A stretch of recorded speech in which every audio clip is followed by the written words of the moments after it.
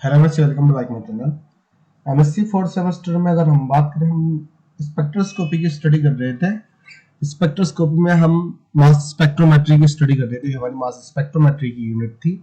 हमने mass spectrometry क्या होती है, उसके इंस्ट्रूमेंटेशन वगैरह को हमने सबसे पहले वीडियो में बताया था। फिर उसके बाद मैंने बताया था कि जो मेजरमेंट टेक्निक्स होती है, या कह सकते हैं कि आयनाइजेशन टेक्निक्स, कि जो सैंपल को आयनाइज करती है वो कितने टाइप की टेक्निक्स होती है, कितने तरीके की। जो हमारे एक उसमें सिलेबस में लिखा हुआ था, ईआई लिखा हुआ था, electron ionisation technique, CI chemical ionization technique, FD लिखा हुआ था, फिर डिजॉर्प्शन टेक्निक लिखा हुआ था। फिर उसके बाद एफएबी था, एफएबी, हाँ, FAB fast fast atom compartment technique था। तो मैं लास्ट वीडियो में इलेक्ट्रॉन आयनाइजेशन टेक्निक को बता चुका था। उसके बाद आती है सीआई केमिकल आयनाइजेशन टेक्निक। तो इस लेक्चर में मैं केमिकल आयनाइजेशन टेक्निक की स्टडी करेंगे। केमिकल आयनाइजेशन टेक्निक की अगर हम बात करें, केमिकल आयनाइजेशन में हम देख, एक मिनट रुकिए। केमिकल आयनाइजेशन टेक्निक, उसके बाद स्टेप केमिकल आयनाइजेशन टेक्निक आ जाएगा। Carrier gas will be ionised, electrophilic, यहाँ पर इसको खत्म हो जाएगा। ओके।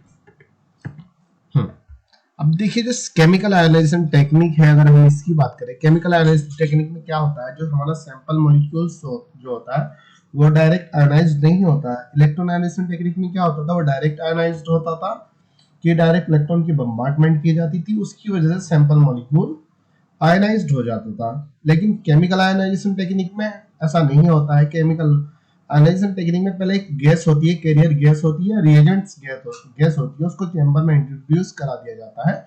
मतलब चेंबर में कैरियर गैस को डाला जाता है।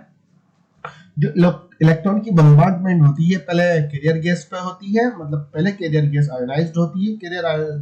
कैरियर गैस आयोनाइज्ड होने के बाद प्राइमरी मॉलिक्यूल सेकेंडरी मॉलिक्यूल बनाती है। पहले प्राइमरी मॉलिक्यूल बनाती है, फिर secondary molecular ion, secondary ions बनाती है। फिर सेकेंडरी आयन जो सैंपल मॉलिक्यूल होता है उसके साथ आयोनाइज्ड हो जाते हैं।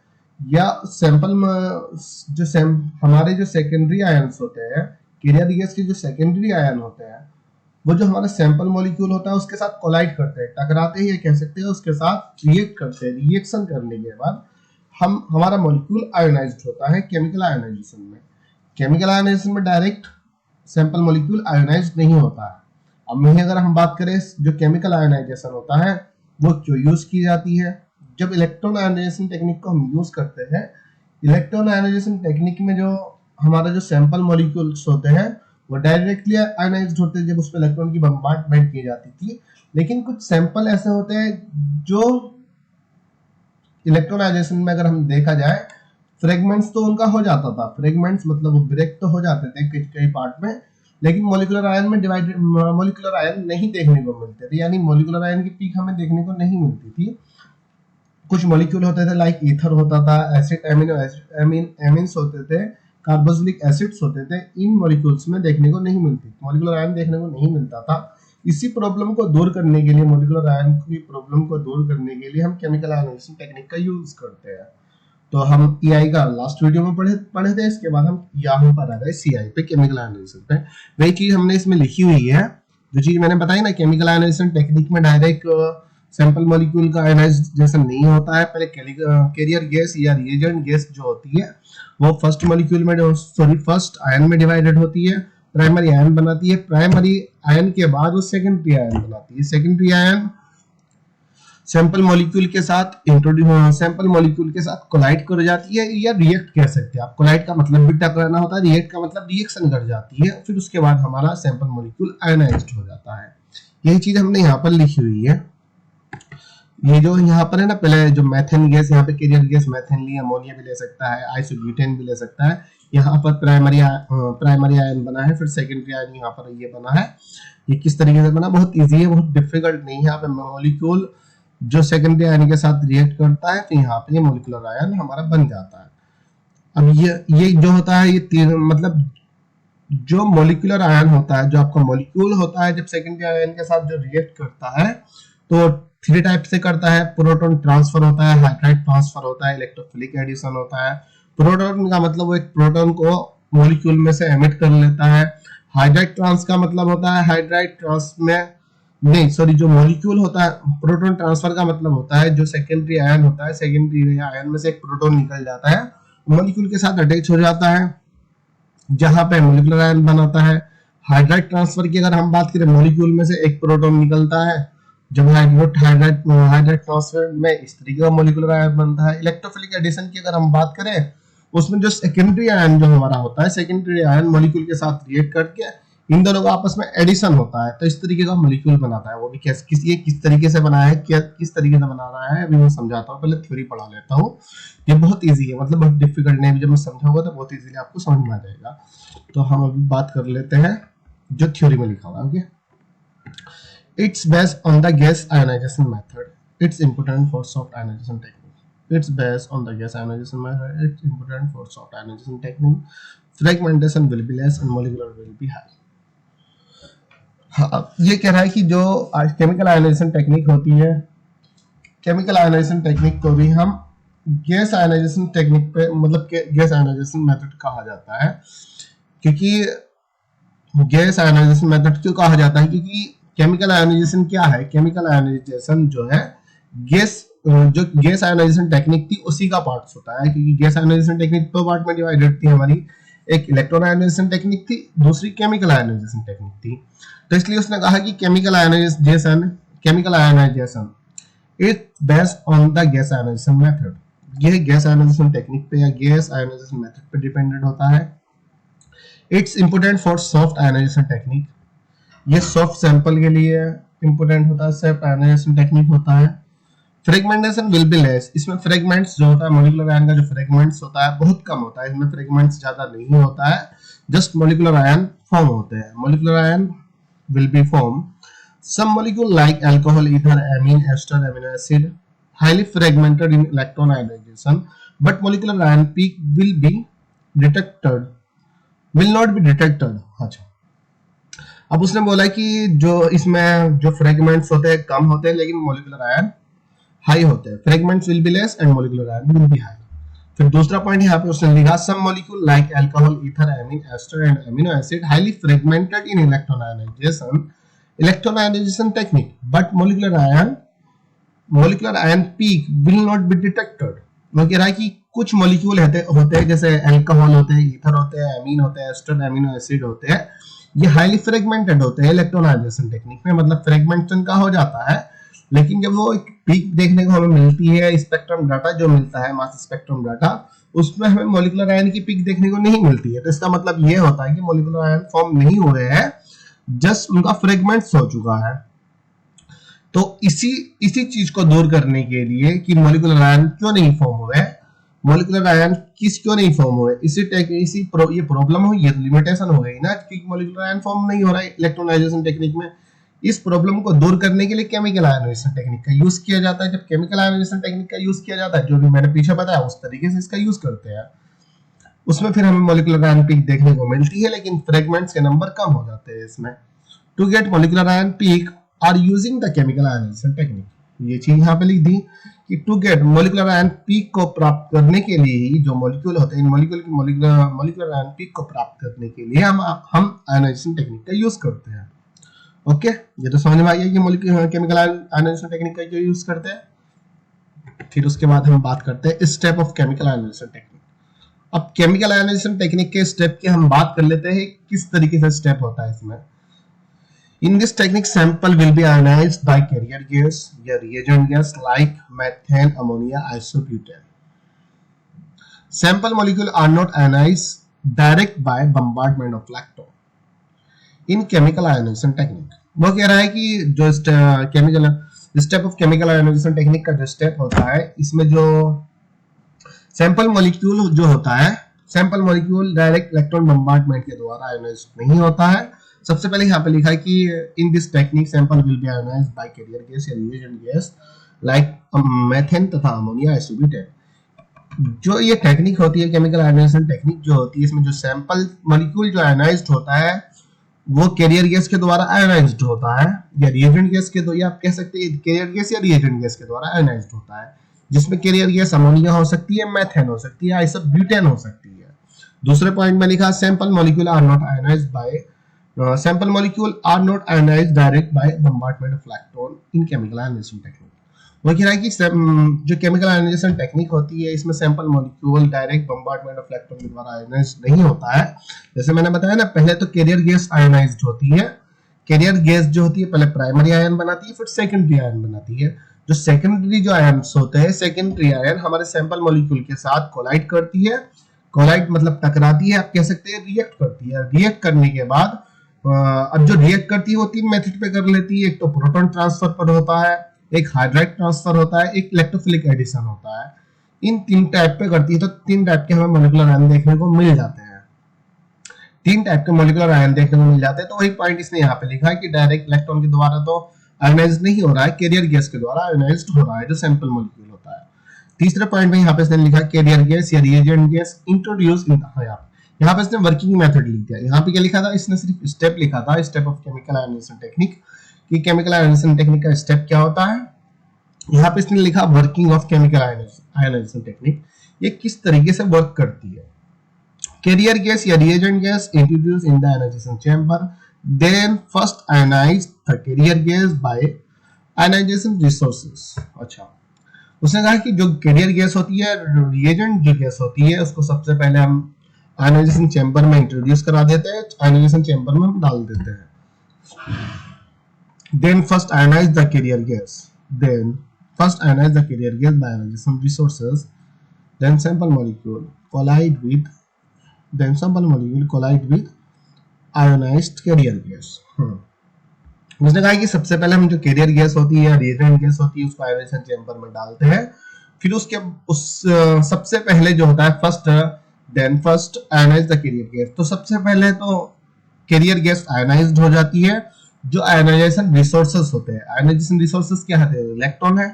बाय आयनाइजेशन रिसोर्सेज के द्वारा जो सैंपल को आयनाइज्ड करते हैं उसी के द्वारा कैरियर गैस आयनाइज्ड हो जाती है। सैंपल मॉलिक्यूल को इलेक्ट्रॉन आयनाइजेशन में इलेक्ट्रॉन ही तो आयनाइज्ड कर रहे थे, तो कैरियर गैस को इलेक्ट्रॉन के द्वारा आयनाइज कर लिया जाता है फर्स्ट स्टेप में। फिर उसके बाद sample molecule collide with ionised carrier gas. अब जो सैंपल मॉलिक्यूल होते हैं, अब जब सैंपल लिस्ट में डाला जाता है उसमें, तो सैंपल मॉलिक्यूल कैरियर जो आयनाइज्ड कैरियर गैस होती है, जो कैरियर गैस आयनाइज्ड होती है उसके साथ कोलाइड कर लेते हैं या रिएक्ट कर लेते हैं। कोलाइड मतलब टकराना, रिएक्ट मतलब रिएक्शन कर लेते हैं। रिएक्शन करने के बाद सैंपल मॉलिक्यूल आयनाइज्ड हो जाता है। अब यहाँ पे तीसरे पॉइंट में उसने लिखा sample molecule ionised by various mechanism, proton transfer, hydride transfer, electrophilic addition and adduct formation. उसने कहा कि sample molecule will be ionised by different mechanism, by various mechanism. Number 1 proton transfer, number 2 hydride transfer, number 3 electrophilic addition या adduct formation. Proton transfer के द्वारा molecule molecular ion में convert होता है, या हाइड्राइड ट्रांसफर के द्वारा, इलेक्ट्रोफिलिक एडिशन के द्वारा। अब ये प्रोटॉन ट्रांसफर किस तरीके से होता है ये मैं भी बता दूंगा, हाइड्राइड ट्रांसफर भी है, इलेक्ट्रोफिलिक एडिशन भी किस तरीके से होता है जब नीचे एग्जांपल में देंगे ना वो। अब देखिए यहाँ पर carrier gas will be ionised by electron bombardment. अब यहाँ पे उसने यहाँ पे तो वर्किंग मेथड लिख दिया था कि वर्किंग किस तरीके से वो चेंबर जो होता है किस तरीके से वर्क करता है। यहाँ पे उसका step of chemical ionization technique का स्टेप हो चुका था कि मतलब स्टेप में जो कि किस तरीके से हमारा सैंपल आयनाइज्ड हो रहा है। सैंपल आयनाइज्ड कैरियर गैस द्वारा हो रहा है, इलेक्ट्रॉन के बम्बार्डमेंट द्वारा नहीं होना है। यहाँ पे उसको वर्क कर लिया। वर्किंग किस तरीके से करेगा वो सेम चीज जैसे मैंने इलेक्ट्रॉन आयनाइजेशन टेक्निक में बताया था ना, बस सेम चीज वही है, बस लेकिन इसमें कैरियर गैस पहले आयनाइज्ड होती है, कैरियर गैस के द्वारा सैंपल आयनाइज्ड होता है, डायरेक्ट सैंपल आयनाइज्ड नहीं होता है केमिकल आयनाइजेशन टेक्निक में। उसके बाद यहाँ पर आ जाता है, उसने लिखा कि carrier gas will be ionised by electron bombardment. First step, first of all लिख लीजिए या फर्स्ट स्टेप यहाँ पे भी डाल दीजिए आप। First step carrier gas will be ionised by electron bombardment. Example पे यहाँ पे मेथेन लिख दीजिए, मेथेन कैरियर गैस या मेथेन रिएजेंट गैस। अब यहाँ पर उसने CH4 जो हमारी मेथेन गैस थी वो गैस थी, उस पर इलेक्ट्रॉन की बम्बार्डमेंट की जाती है, तो हमें यहाँ पे CH4 पॉजिटिव तथा रेडिकल कैटायन यहाँ पे हमें मिल जाता है, रेडिकल मॉलिक्यूलर आयन यहाँ पे मिल जाता है, जहाँ पे 2 इलेक्ट्रॉन हमारे रिमूव हो जाते हैं। एक इलेक्ट्रॉन तो जैसे इलेक्ट्रॉन स्मॉल गैस पे जाता है, एक इलेक्ट्रॉन तो ये भी यहाँ से एमिट होता है, और एक इलेक्ट्रॉन को अपने साथ एक और इलेक्ट्रॉन मेथेन से एमिट कर लेता है, जिसकी वजह से मेथेन से 2 इलेक्ट्रॉन एमिट होते हैं, मतलब एक तो ये एमिट हो जाता है, एक और मेथेन का इलेक्ट्रॉन एमिट हो जाता है, निकल जाता है, जिसकी वजह से मेथेन पे पॉजिटिव चार्ज आ जाता है और एक रेडिकल एच बच जाता है, रेडिकल कैटायन कहा जाता है। फिर उसके बाद जब इस रेडिकल कैटायन का इलेक्ट्रॉन बम्बार्डमेंट, जब दोबारा इस पे इलेक्ट्रॉन बम्बार्डमेंट की जाती है, तो एक इलेक्ट्रॉन तो वो निकलता है, एक हाइड्रोजन जो होता है रेडिकल की फॉर्म में निकल जाता है। एक इलेक्ट्रॉन होता नहीं है, रेडिकल जो है तो ये इलेक्ट्रॉन ही है, एक इलेक्ट्रॉन है, रेडिकल का मतलब क्या है, एक इलेक्ट्रॉन है, तो ये हाइड्रोजन रेडिकल की फॉर्म में जब निकलता है तो CH3 हमारा बन जाता है, CH3 पॉजिटिव चार्ज रहता है। यहाँ पे CH4 पॉजिटिव रेडिकल और CH3 पॉजिटिव को हम प्राइमरी आयन कहते हैं, जो कैरियर गैस के द्वारा बनता है, प्राइमरी आयन होता है। अब जो प्राइमरी आयन होता है हमारा, प्राइमरी आयन के बाद ही सेकेंडरी आयन बनता है। अब जब प्राइमरी जो आयन होता है, जब ये फिर कैरियर गैस के साथ रिएक्ट करता है, जो कैरियर गैस होती है मेथेन कैरियर गैस हम ले रहे हैं अभी, तो प्राइमरी आयन ये दोनों के दोनों जब कैरियर गैस के साथ रिएक्ट करते हैं तो ये सेकेंडरी आयन बनाते हैं। अब सेकेंडरी आयन जो बनाते हैं, यहाँ पे CH5 सेकेंडरी आयन बनता है, C2H5 सेकेंडरी आयन बनता है, C3H7 सेकेंडरी आयन बनता है। सेकेंडरी आयन इस पे सिर्फ CH5 पे पॉजिटिव चार्ज, C2H5 पे पॉजिटिव चार्ज, C3H5 पे पॉजिटिव चार्ज होता है। यही हमने थ्योरी में लिखा है यहाँ पर। When methane convert into ion is known as primary ion, इसको प्राइमरी आयन कहा। इसकी बात करें, primary ion react with excess of methane, primary ion methane के साथ रिएक्ट करती है and produce the different type of secondary ion like CH5 carbocation, C2H5 carbocation, C3H7 carbocation, CH5 carbon second, मतलब ये CH5, C2H5, C3H5 ये जो होते हैं ये सेकेंडरी आयन होते हैं। अब सेकेंडरी आयन कब बने, जब प्राइमरी आयन मेथेन के साथ रिएक्ट करती है। अब देख लेते हैं हम किस तरीके से ये बना। यहाँ पर जब CH4 पॉजिटिव तो रेडिकल जो होता है मेथेन के साथ जब रिएक्ट करता है, जो एक रेडिकल जो होता है यहाँ पर, जो एक रेडिकल होता है, यहां से एक और हाइड्रोजन रेडिकल की फॉर्म में निकलता है और इस कार्बन के साथ आ जाता है, जहां पे CH5 और पॉजिटिव हमारे यहाँ पे मिल जाता है, CH5 पॉजिटिव चार्ज मिल जाता है, जहां पे CH5 कार्बोकेटायन बनता है जो सेकेंडरी आयन होता है। यहाँ पे CH3 रेडिकल निकल जाता है, यहाँ पे CH3 रेडिकल हमें मिल जाता है। और जब CH3 कार्बोकेटायन फिर मेथेन के साथ रिएक्ट करता है, जो दूसरा मॉलिक्यूल ये वाला होता है, ये जब मेथेन के साथ रिएक्ट करता है तो यहाँ पे हमें C2H5 कार्बोकेटायन देखने को मिलता है। C2H5 का मतलब यहाँ से 2 हाइड्रोजन निकल जाते हैं, 2 हाइड्रोजन जैसे ही यहाँ पे एक कार्बन निकल जाता है, एक हाइड्रोजन CH2 यहाँ से निकलता है और यहाँ पे अटैच हो जाता है, जिसकी वजह से C2H5 बन जाता है, या आप कह सकते हैं CH3CH2 बन जाता है।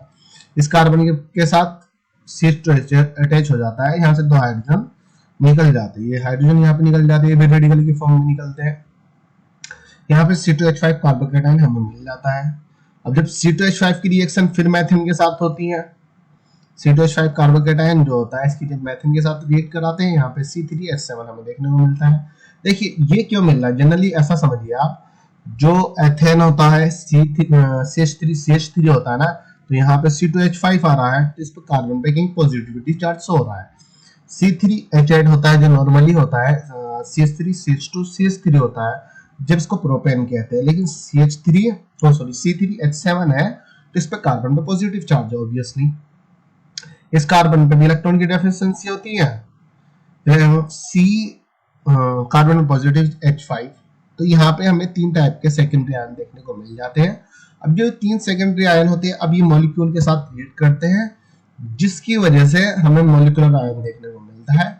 अब जब ये जो सेकेंडरी आयन होते हैं, सेकेंडरी आयन जब मॉलिक्यूल के साथ जो रिएक्ट करते हैं, ये 3 टाइप से करते हैं, जो मैंने बताया था ना, प्रोटॉन ट्रांसफर के द्वारा, sample ionised bye various mechanism. Sample, अब जो सैंपल आयोनाइज्ड होता है सेकेंडरी आयन के द्वारा होता है। अब जब सेकेंडरी आयन के द्वारा जो आयोनाइज्ड होता है वेरियस मैकेनिज्म द्वारा होता है। वेरियस मैकेनिज्म क्या होती है, प्रोटॉन ट्रांसफर होता है, हाइड्राइड ट्रांसफर होता है, इलेक्ट्रोफिलिक एडिशन होता है। इसको एग्जांपल से बताऊंगा तो बहुत अच्छा समझ में आएगा, ऐसे नॉर्मली मैं एक्सप्लेन करने लगा शायद आप घूम जाओगे, नहीं आएगा समझ में। तो हमने यहाँ पे लिखा हो, now sample molecule ionised by collision या react with secondary ion by various mechanism.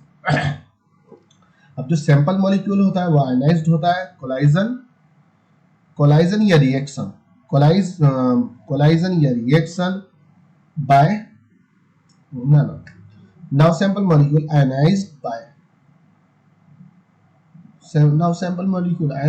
by collision या react with secondary ion by various mechanism।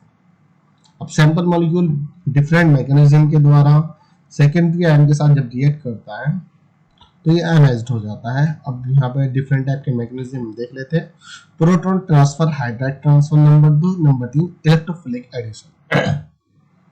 अगर हम प्रोटॉन ट्रांसफर की अगर हम बात करें, प्रोटॉन ट्रांसफर का मतलब होता है यहाँ से एक हाइड्रोजन जो पॉजिटिव चार्ज की फॉर्म में यहाँ से रिमूव होता है CH5 से, तो जो कैरियर गैस होती है यहाँ से एक प्रोटॉन निकल जाता है। जो प्रोटॉन ये जो प्रोटॉन निकलता है इस M से आगे अटैच हो जाता है, जहां पे MH पॉजिटिव चार्ज यहाँ पर मिल जाता है। अब CH4 methane as it is निकल जाती है। प्रोटॉन ट्रांसफर का मतलब होता है जो हमारे पास सेकेंडरी आयन होता है उसमें से इलेक्ट्रॉन ट्रांसफर होता है, प्रोटॉन ट्रांसफर होता है, पॉजिटिव की फॉर्म में होता है ना प्रोटॉन, तो इलेक्ट्रॉन नेगेटिव की फॉर्म में होता है। तो प्रोटॉन यहाँ से जब ट्रांसफर होता है तो वो मॉलिक्यूल के साथ अटैच करता है, जिसकी वजह से मॉलिक्यूलर आयन बन जाता है MH पॉजिटिव चार्ज।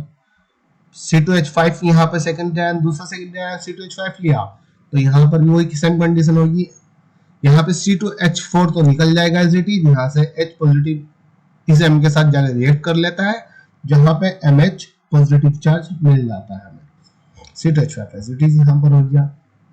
अब देखिए, अब इसका मॉलिक्यूलर मास की अगर हम बात करें, इसका मॉलिक्यूलर मास कितना होता है? जो कैरियर गैस जो सेकेंडरी आयन होता है 12 60 60 65 होता है। मॉलिक्यूलर आयन का हमें पता नहीं, मान लो 50 भी हो सकता है, 48 भी हो सकता है। जो मॉलिक्यूलर सैंपल होता है, मॉलिक्यूलर आयन होता है, जो मॉलिक्यूल होता है उसका अगर मॉलिक्यूलर वेट की बात करें या एटॉमिक मास की अगर हम बात करें, 50 भी हो सकता है, 55 भी हो सकता है, 60 भी हो सकता है, 70 भी हो सकता है, 80 भी हो सकता है, एज इट इज कुछ भी हो सकता है। तो हम नॉर्मली 30 मान लेते हैं। इसका एग्जाम्पल के तौर पर 30 मॉलिक्यूलर मास है। अब जब इसके साथ H पॉजिटिव आयन अटैच हो जाता है यहाँ पर, तब इसका मास कितना हो जाता है? 30 + 1। हाइड्रोजन का मॉलिक्यूलर मास कितना होता है? 1 होता है। 30 + 1, तो इसका मॉलिक्यूलर मास जो होता है 31 हो जाता है। CH4 का 16 रहता है, क्यों? कार्बन 1 12 12 और 4 12 और 4 16। यहाँ पे कितना है? 19 है इसका। वही इसका मॉलिक्यूलर वेट 30 मानिए, 30 समझिए, फिर एक हाइड्रोजन को प्लस कर दीजिए, 31 मॉलिक्यूलर मास होता है इसका। C2H5 12 दूनी 24 24 और 4 28 मॉलिक्यूलर वेट एथेन का हो जाता है। C2H4 का मॉलिक्यूलर मास इसका कितना? 28 होता है। यहाँ उसने क्या थ्योरी में क्या लिखा है यहाँ पे? MH positive ion is known as quasi molecular ion, example amine तथा अल्कोहल। अब देखिए, जो प्रोटॉन ट्रांसफर जो होता है नॉर्मली एमीन तथा अल्कोहल में आपको देखने को मिलेगा। जो प्रोटॉन ट्रांसफर के द्वारा जो मॉलिक्यूलर आयन जो बनते हैं उसको क्वासी मॉलिक्यूलर आयन भी कहा जाता है। क्वासी मॉलिक्यूलर आयन क्या होते हैं? प्रोटॉन ट्रांसफर द्वारा जब sample molecule carrier gas ionized carrier gas के द्वारा आयोनाइजेशन होता है, उसके बाद जो मॉलिक्यूलर आयन बनता है उसको ही क्वासी मॉलिक्यूलर आयन कहते हैं। ठीक है। तो उसके बाद हाइड्राइड ट्रांसफर की अगर हम बात करें, हाइड्राइड ट्रांसफर में क्या होता है? जो मॉलिक्यूल जो होता है हमारा मॉलिक्यूलर जो मास होता है उसमें से एक प्रोटॉन निकल जाता है, इसमें से इलेक्ट्रॉन निकल जाता है। सॉरी, जो मॉलिक्यूलर मास जो भी हमारा मॉलिक्यूल होता है इसमें से एक इलेक्ट्रॉन निकल जाता है। इलेक्ट्रॉन निकलने की वजह से इस पे पॉजिटिव चार्ज आ जाता है, M पे पॉजिटिव चार्ज आ जाता है। तो आप डायरेक्ट M पॉजिटिव भी लिख सकते हैं इसको, M पॉजिटिव, या आप कर सकते हैं M-1 positive charge, M-1 positive charge. इसका मतलब ये होता है जब यहाँ से ये जो प्रोटॉन यहाँ से जो इलेक्ट्रॉन निकलता है नेगेटिव की फॉर्म में, तो इसकी वजह से M पे पॉजिटिव चार्ज रहता है, इसमें M पे भी पॉजिटिव चार्ज आ जाता है। हाइड्राइड ट्रांसफर में जो इलेक्ट्रॉन निकल रहा है इस पॉजिटिव के साथ जब अटैच करता है तो यहाँ पे CH6 बन जाता है। ये पॉसिबल नहीं होता है, बहुत कमी से पॉसिबल होती है, नॉट पॉसिबल दिस रिएक्शन। लेकिन C2H5 जो सेकेंडरी आयन होता है C2H5 के साथ ज्यादा रिएक्ट करते हैं, तो यहाँ पे C2H6 हमें देखने को मिल जाता है। यहाँ से एक इलेक्ट्रॉन निकलता है, इस पॉजिटिव के साथ अटैच हो जाता है, जिसकी वजह से C2H6 यहाँ पे देखने को हमें मिल जाता है। अब जो यहाँ पे मॉलिक्यूल होता है डायरेक्ट एम पॉजिटिव कर सकते हैं उसको, एम पॉजिटिव, या लिख सकते हैं M-1 positive, M-1 positive. M-1 positive क्यों लिखा? इसलिए लिखा क्योंकि इसमें से एक इलेक्ट्रॉन क्या हुआ, एमिट हो गया। एमिट होने की वजह से मान लीजिए इसका मॉलिक्यूलर वेट हम 30 बता रहे थे, 30 में से जब एक इलेक्ट्रॉन निकल गया तो अब इसका मॉलिक्यूलर वेट कितना हुआ, 29। तो 30 - 1 = 29। जो भी मॉलिक्यूलर वेट होगा उसमें से सिर्फ एक कम हो जाता है, बाकी का मॉलिक्यूलर वेट यहाँ पे लिख दिया जाता है।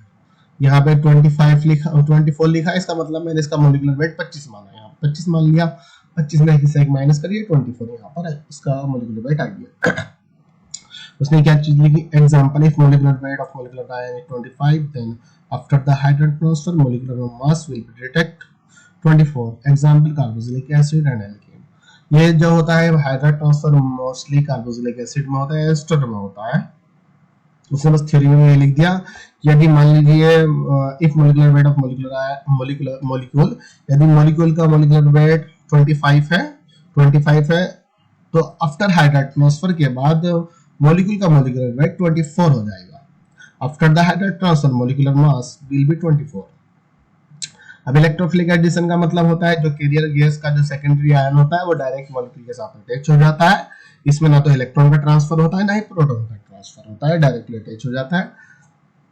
इसको इलेक्ट्रोफिलिक एडिशन कहा जाता है, मतलब दोनों का जुड़ना, आपस में सेकेंडरी आयन और मॉलिक्यूल आपस में जुड़ जाते हैं, जिसको इलेक्ट्रोफिलिक एडिशन कहते हैं। यहाँ पे एग्जांपल पे दिया, मॉलिक्यूल होता है CH3 के साथ डायरेक्टली अटैच हो जाता है, जहाँ पे MCH3 पॉजिटिव आयन बन जाता है। इसका मॉलिक्यूलर मास मान लीजिए, मॉलिक्यूलर मास कितना है इसका, 25 या 30 मानिए, 25 अगर मानते हो, इसका 3 हाइड्रोजन का 3 होगा, कार्बन का 12 होगा, तो 15 इसका होगा, 15 और 25 यहाँ पे 40 आ जाएगा। M+15 लिख दिया मैंने, जो भी इसका मॉलिक्यूलर वेट है मॉलिक्यूल का। यहाँ पे भी इसी तरीके से मॉलिक्यूल का मॉलिक्यूलर वेट यहाँ पे हमने कितना माना, यहाँ पे एज इट इज कुछ भी मान लीजिए, 30 मान लीजिए। अगर 30 यहाँ पे होता है तो 45 होगा, 25 रहता है तो 45 ले लेते हैं। इसी चीज से यहाँ पे 30 होगा तो 59 होगा, 25 होगा तो 54 यहाँ पर आ जाएगा इसका मॉलिक्यूलर वेट, जो हमारा मॉलिक्यूलर आयन यहाँ पर बनेगा। जो सेकेंडरी आयन होता है मॉलिक्यूल के साथ जैसे अटैच करता है, इलेक्ट्रोफिलिक एडिशन होता है, MC2H5 कार्बोकेटायन यहाँ पर बन जाता है। अब यहाँ पे इसका मॉलिक्यूलर वेट जो भी है इनका, यहाँ पे C2H5 की अगर हम बात करें, कार्बन का कितना होगा, एक कार्बन का मॉलिक्यूलर वेट 12 होता है, कार्बन का एटॉमिक नंबर 6, एटॉमिक वेट 12 होता है, 2 कार्बन का 24 होगा, हाइड्रोजन का मॉलिक्यूलर वेट 1 होता है, तो 5 हाइड्रोजन का 5 होगा, 12 तो 24, 24 और 5 29, 29 यहाँ पे इस एथेन का देखने को मिलता है, एथिल का देखने को मिलता है, हाँ एथिल। फिर उसके बाद जो मॉलिक्यूलर वेट का जो एटॉमिक मास होता है या मॉलिक्यूलर वेट होता है, इसको प्लस कर दीजिए, यहाँ पे उसका मास देखने को मिल जाता है। तो ये proton transfer, hydrogen transfer, electrophilic addition transfer तो इजीली आपकी समझ में आ गया होगा। फिर उसके बाद अगर बात करते हैं sample ionized with respect to carrier gas ammonia. अब यहाँ पे उसने दूसरा एग्जांपल कैरियर गैस अमोनिया ले लिया। मान लीजिए अगर अमोनिया के द्वारा सैंपल मॉलिक्यूल का आयोनाइज्ड कराया जाता है, वो सेम चीज है। पहले सैंपल मॉलिक्यूल का जो कैरियर गैस होती है, पहले प्राइमरी आयन बनता है, फिर सेकेंडरी आयन बनता है। सेकेंडरी आयन सैंपल मॉलिक्यूल के साथ रिएक्ट करता है, प्रोटॉन ट्रांसफर द्वारा करता है, हाइड्रोजन ट्रांसफर द्वारा करता है, और क्या बोलते हैं उसको, इलेक्ट्रोफिलिक एडिशन द्वारा ट्रांसफर होता है। 3 टाइप्स जो मैंने सेम चीज वहां पे लिखी, वही चीज मैंने यहाँ पे लिख दी। आप पढ़ लीजिए, समझा देते हैं, चलो समझा ही देते हैं, क्या फायदा कि वैसे ही बहुत माइंड ट्रेड है। अमोनिया यहाँ पे इलेक्ट्रॉन का, जैसे इलेक्ट्रॉन की बम्बार्डमेंट होती है, यहाँ पे अमोनिया कैरियर गैस होती है, रिएजेंट गैस होती है, जिसकी वजह से ही क्या होता है, NH3 पॉजिटिव ट्रिप तथा रेडिकल में कन्वर्ट हो जाता है। यहाँ पे प्राइमरी आयन हम कहते हैं इसको, यहाँ पे 2 इलेक्ट्रॉन निकल जाते हैं। अब जो प्राइमरी आयन जो हमारा बनता है, पॉजिटिव रेडिकल आयन यहाँ पे बन गया, रेडिकल कैटायन मॉलिक्यूलर आयन यहाँ पर बन जाता, रेडिकल कैटायन आयन बन जाता है। रेडिकल कैटायन आयन फिर अमोनिया कैरियर गैस के साथ जैसे रिएक्ट करता है, यहाँ पर हमें NH4 positive charge, NH3 negative charge देखने को मिल जाता है, सॉरी NH2 नेगेटिव चार्ज देखने को मिल जाता है, क्योंकि जो हाइड्रोजन होता है रेडिकल की फॉर्म में निकलता है। रेडिकल की फॉर्म में निकलने के बाद अमोनिया के साथ जाकर नाइट्रोजन के साथ रिएक्ट कर लेता है। यहाँ से जो रेडिकल होता है, रेडिकल चार्ज इस वाले NH2 नाइट्रोजन पर आ जाता है, जिसकी वजह से NH2 यहाँ पर हो जाता है। NH4 पॉजिटिव चार्ज जो होता है, ये सेकेंडरी आयन होता है। अब ये क्या हुआ, ये सेकेंडरी आयन हुआ, ये क्या था, ये प्राइमरी आयन होता। अब सेकेंडरी आयन सैंपल मॉलिक्यूल के साथ रिएक्ट करता है, वही प्रोटॉन ट्रांसफर द्वारा, हाइड्रोजन ट्रांसफर द्वारा, इलेक्ट्रोफिलिक एडिशन ट्रांसफर द्वारा। इस थ्योरी को खुद पढ़ लीजिए, थ्योरी हम नहीं पढ़ा रहा है। प्रोटॉन ट्रांसफर की अगर हम बात करें, जो अमोनिया सेकेंडरी आयन होता है मॉलिक्यूल के साथ जैसे रिएक्ट करता है। प्रोटॉन ट्रांसफर की अगर हम बात करें, प्रोटॉन का ट्रांसफर होता है कैरियर गैस में से ट्रांसफर होता है। अब यहाँ से हाइड्रोजन यहाँ से निकलता है पॉजिटिव की फॉर्म में, प्रोटॉन का ट्रांसफर हो रहा है। प्रोटॉन मॉलिक्यूल के साथ अटैच होता है जिसके MH positive charge, NH3 as it is निकल जाता है, यहाँ पे हमारा मॉलिक्यूलर आयन मिल जाता है। हाइड्रोजन ट्रांसफर की अगर हम बात करें, इसमें इलेक्ट्रॉन का ट्रांसफर होता है, मॉलिक्यूल में से इलेक्ट्रॉन का ट्रांसफर होता है, मॉलिक्यूल में से इलेक्ट्रॉन का ट्रांसफर होता है। वही सेम चीज यहाँ से एक इलेक्ट्रॉन निकल जाता है, मॉलिक्यूल में से इलेक्ट्रॉन निकलता है हाइड्रोजन ट्रांसफर में से, मॉलिक्यूल में से इलेक्ट्रॉन नेगेटिव फॉर्म में निकलता है जिसके वजह से एम पे पॉजिटिव चार्ज आ जाता है। एम पे पॉजिटिव चार्ज आ जाता है, वो जैसे ही इस पे जाकर वो इलेक्ट्रॉन इस पे अटैच करता है तो ये न्यूट्रल हो जाता है, तो एम पॉजिटिव लिख सकते हैं आप। यहाँ पे NH5 हो जाता है, तो कैरियर गैस बनती है। यहाँ पे जो एम पॉजिटिव को या M-1 कर देते हैं। M-1 क्यों करते हैं, पीछे ही बताया मैंने, अब भी बता रहा हूँ, पीछे मैंने अच्छे से एक्सप्लेन करा। जो इसका मोलिकुलर वेट होता है, मान लीजिए 15 मोलिकुलर वेट है, यहाँ से एक इलेक्ट्रॉन जब माइनस हो जाता है तो 24 मास हमें मिल जाता है, यहाँ पे मोलिकुलर वेट मिल जाता है, ये आप कह सकते हैं एटॉमिक मास मिल जाता है। इलेक्ट्रोफिलिक एडिशन, दोनों का एडिशन हो जाता है, इसमें ना इलेक्ट्रॉन ट्रांसफर होता है ना प्रोटॉन ट्रांसफर होता है। मॉलिक्यूल अमोनिया के साथ एडिशन करता है तो MnH4 यहाँ पे ही मिल जाता है। इसका मोलिकुलर वेट काउंट कर लीजिए, नाइट्रोजन का 14 होता है, हाइड्रोजन के लिए 1 होता है, 4 हाइड्रोजन के लिए 4, इसके लिए 14 18 होगा। मोलिकुलर वेट जो भी आप मान रहे हैं, जो भी इसमें लिखा हुआ होगा उसके अकॉर्डिंग आपको प्लस कर लेना है, इसका मोलिकुलर वेट आ जाता है। तो यहाँ पर क्या कहते हैं इसको, केमिकल आयोनाइजेशन टेक्निक कंप्लीट होती है, उसकी फिर उसके बाद आती है FD, field desorption ionization technique. इसको हम नेक्स्ट वीडियो में पढ़ते हैं, फील्ड डिसॉर्प्शन आयोनाइजेशन टेक्निक क्या होती है। थैंक यू, चलिए निकलिए भाई यहाँ से।